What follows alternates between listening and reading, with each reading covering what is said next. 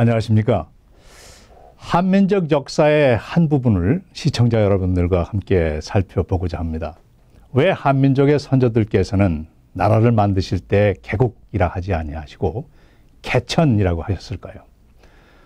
공부가 깊어지면 더 많은 것을 깨닫겠지만 우리 민족이 지닌 역사적 사실과 문화는 타민족들에선 볼 수 없는 독특한 점들이 많이 있습니다. 태극기를 볼 때에도 왜 우리의 국기에는 다른 나라의 국기들에서는 찾아볼 수 없는 삼라만상의 이치를 표현하고 있을까요? 단군세계는 이렇게 기록되어 있습니다. 개천 1565년 상달 10월 3일에 이르러 신인 왕검이 오가의 우두머리로서 단목의 털을 잡고 그를 단군왕검이라고 했고 나라를 세워 조선이라고 했다고 했습니다. 이를 근거로 보면 조선이 개국한 기원전 2333년에서 1565년 전으로 더 들어간 기원전 3897년에 개천이 되었음을 알 수 있습니다. 개천의 뜻은 내가 하늘을 여는 것이 아니라 하늘이 땅을 위해 문을 열어서 하늘의 도를 땅에 실현한다는 것입니다. 삼국유사에서 석유 환국, 즉 옛날에 환국이 있었다라고 말하고 있고 고세에 의하면 그 언급된 환국은 서기전 7197년 갑자년부터 서기전 3897년까지 이어졌다고 합니다. 그러다가 서기전 3897년 갑자년 10월 3일 환국의 환인 천재인 지위리 환인이 환웅을 태백산으로 보내서 개천하였고 이를 신시배달이라 하였다고 합니다.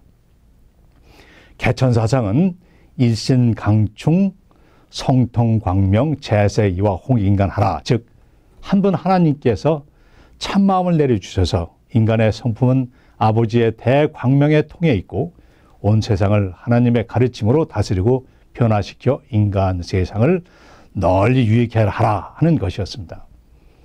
개천으로 열린 배달국은 1563년을 이어오다가 고조선 즉 단군조선으로 연결됩니다. 명나라 주원장이 나라를 세우고 개천이라고 한 기록은 있습니다. 그러나 그 개천은 자기가 황제로 자기의 하늘을 연 것이지 하늘이 나라를 연 것이라는 것과는 전혀 차원이 다릅니다. 배달국의 시절엔 노비가 없었고 신분의 차별 제도도 없었다고 합니다. 고조선에 이르러서도 왕검은 핏줄로 세습된 것이 아니라 부족들의 우두머리들이 후대를 천거해서 47대의 왕검이 조선을 이끌었다고 전합니다. 고조선 이후 우리 민족이 여러 나라로 분리되고 축소되어 왔어도 우리 민족의 핏줄 속엔 하늘이 녹아있고 애국가에도 하느님이 보호하사 우리나라 만세라고 합니다.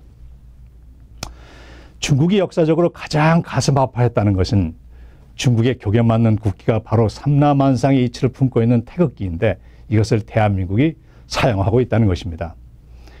태극기를 설명하자면 태오복기시로부터 시작되는데 중국에서는 태오복기시를 사망 중에 한 분인 자기네 한족의 조상으로 말하고 있지만 그분은 분명 동의적이며 배달국 제5세 태우의 환흥의 막내 아들로 하도라는 것을 그려가지고 인류 역사상 처음 논리적이고 합리적인 수의 체계를 세웠고 여기서 음양오행의 원리가 나오고 또 팔계를 작성하여 천문과 지리, 삼라만상의 근본과 상생을 설명하신 분입니다.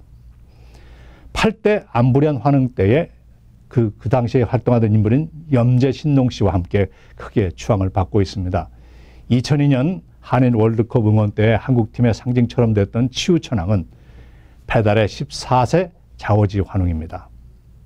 시간이 지나고 그 후손들이 삼라만상을 설명한 음양오행과 쾌를 사용해서 국기를 만들었는데 중앙에는 태극으로 음양오행을 나타내고 8개 중 천문계에 속하는 4개의 궤를 뽑아서 관계는 양효 3개로 표현해서 하늘과 움직임을 뜻하고 국기의 좌측에 두고 좌측 상단에 두고 2개의 그 양효 사이에 음효를 넣은 2개는 구를 뜻하며 하단 좌측에 둡니다.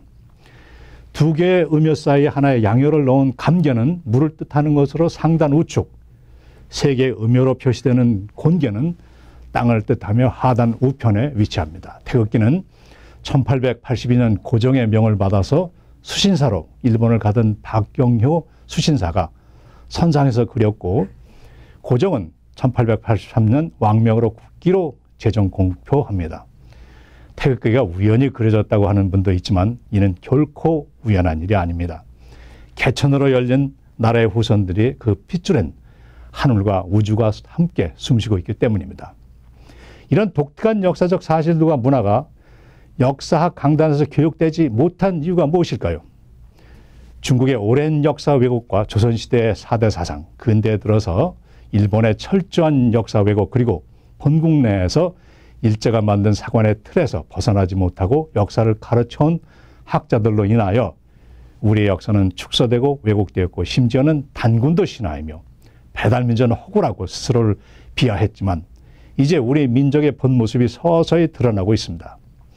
과거에는 접하기 어려웠던 사료들을 접할 수 있고 새롭게 발견된 유물들을 고증함으로써 우리 역사의 독자성과 본질 그리고 역사의 주인의식을 회복하는 이런 활동은 본국에서는 역사 광복이라고 합니다.